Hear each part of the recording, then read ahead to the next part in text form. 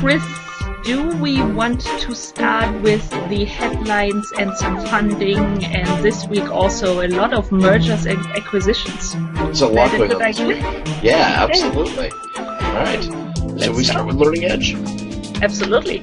All right, so the Learning Edge Academy of Professionals is an Indian edtech startup. It's raised an undisclosed amount of angel funding from South Angel Venture Foundation. It was founded in 2009, and it provides educational institutions like schools and colleges, and also retail training centers with a mix of traditional and digital content.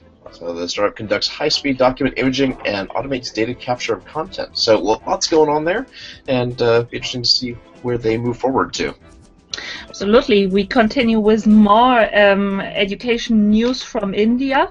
A Mumbai-based financial services training provider called EduPristine announced that it has completed a 1.5 million Series A round from Excel partners. Seems to be rather ubiquitous down there, or over there, I should say.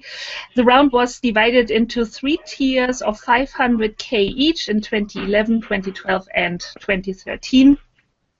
It was founded in 2007 and teaches university graduates the practical skills needed in professional life, particularly in the financial services sector. So I definitely see, and also read a Pando Daily article today about these new skilled startups that want to help graduates and students develop the practical skills needed.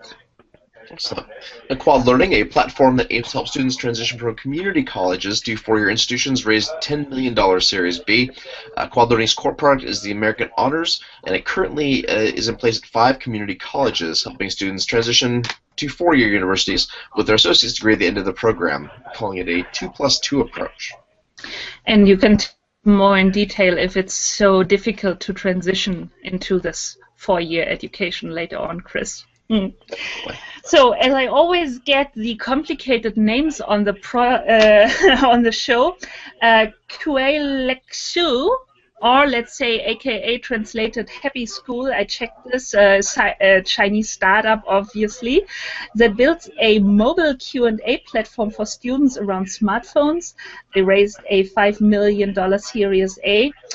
It's a peer learning platform that targets high school students currently covering English for the National College Entrance Exam. Excellent. BookTrack, it's a much easier one to pronounce. It's a startup that enhances ebooks by means of sound effects, music, and ambient sound. They raised a $3 million funding round. Their patented technology claims to be adaptive, depending on how fast somebody reads the text. The music, the sound effects, and ambient sound, which are all recorded separately, will match the reader's speed, which is pretty slick. Yeah.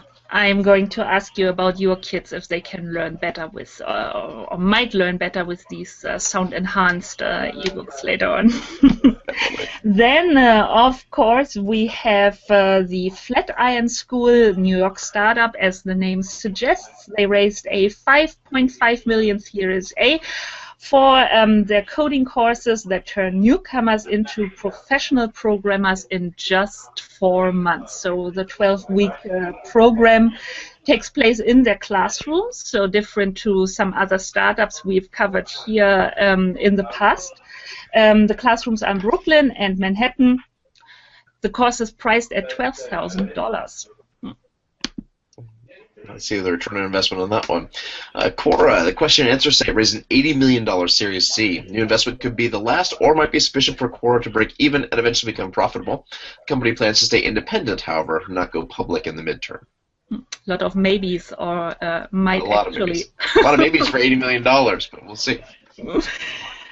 Now, in our mergers and acquisitions section, we have Lynda, our news from lynda.com, online learning company. They announced the acquisition of a Canadian startup Compiler, a software coding and development environment that allows people to learn, write, compile, and test code from their browser.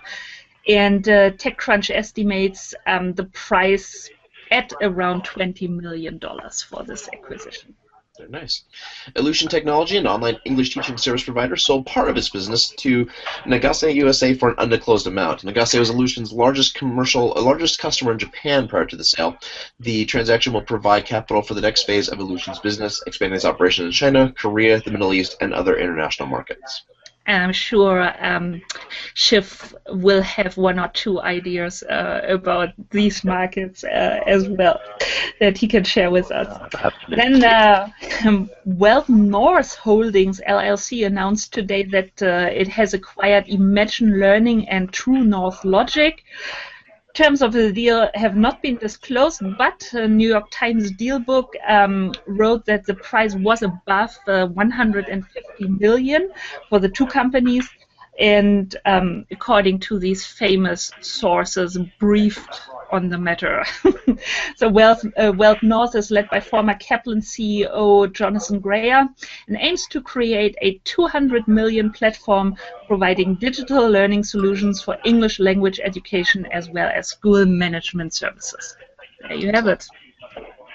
A UK-based Learning Technologies Group (PLC), a parent company of Epic, announced the acquisition of Line Communications for 9 million euros. 5.1 million will be paid in cash, and 3.9 million euros in new LTG shares. The acquisition's line is part of LTG's buy and build strategy to create a global e-learning leader with an excess of 50 million euros in revenue. So, as growing the business organically, LTG also plans to make further acquisitions in the future. Good for the founders of this company, as they held the entire share in their startup or in their company. So then we have last merger and acquisition here. Pluralsight is a Salt Lake City-based online training platform for technology professionals. They acquired Digital Tutors, an online training platform for creative professionals, for a nice $45 million. The acquisition adds over 1,500 courses to Pluralsight's content library, bringing the total of courses available now to over 3,000. And clients of both companies have access to the entire course catalog from today on and at no extra charge, which is nice. Nice. Yeah, that is nice. Surprising, but nice. Oh, you gave me a hard one. All right. So this is news about Declara. The Sindicato Nacional de Trabajadores de la Educación, or SNTE. I most likely butchered that, but we'll call it SNTE. Announced that it has selected Declara as technology platform to deliver training to 1.6 million teachers and administrators in Mexico. Big deal. The initiative is part of a larger plan to transform the entire Mexican education system over the next couple of years, with teachers as the driving force behind reforms. In July, Mexico will introduce a new national test in which teachers need to demonstrate their mastery of skills. So a little different approach to assessing teachers, but probably not a bad one. No, absolutely. And seeing Mexico making progress there is also a good thing. And from what I have read and heard from Declara, and particularly its founder, female founder, it seems to be a pretty good and decent solution. So I'm sure we'll hear more in the future. Oh, yeah. So then we have a small business research initiative competition. So the Technology Strategy Board, together with the Department for Business, Innovation and Skills, launched this competition to further stimulate the development of education technology products in the UK.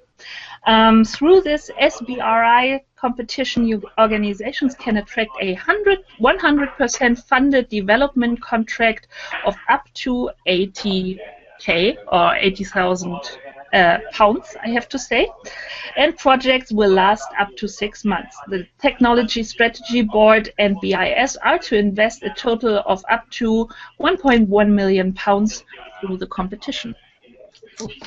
So the International Finance Corporation committed up to $20 million for a new education innovation fund managed by Learning Capital. The fund will invest in early to mid-stage edtech companies focused on or located in emerging markets, reports BC Circle. IFC is the private sector lending arm of the World Bank Group and comes in as an anchor LP through straight equity investment. The Education Innovation Fund targets a total of $100 to $150 million in funding. The almost ubiquitous Learn Capital, of course. Of course.